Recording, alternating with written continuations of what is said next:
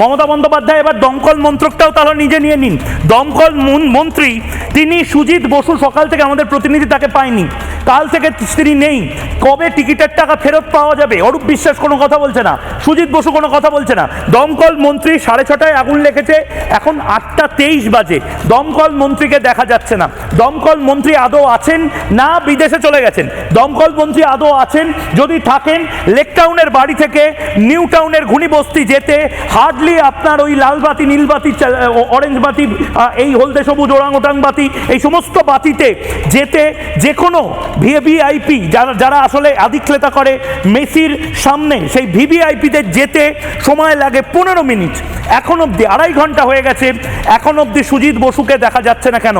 আমি তো অনুরোধ করছি সুজিত বসুকে আমি বলবো, আমরা ফোনে পাচ্ছি না সুজিত বসুকে।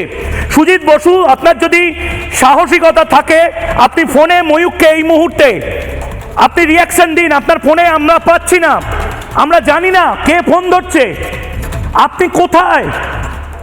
বাংলার মানুষ এই মুহূর্তে দমকল মন্ত্রীকে স্পটে চায়। মমতা বন্দ্যোপাধ্যায়, যদি আপনার ক্রীড়ামন্ত্রীর মতন দমকল মন্ত্রীও না থাকে, তাকেও রিজাইন করতে বলুন। আপনি নিজে এই দমকল মন্ত্রকটাও নিজে নিয়ে নিন, নিজের হাতে নিয়ে নিন।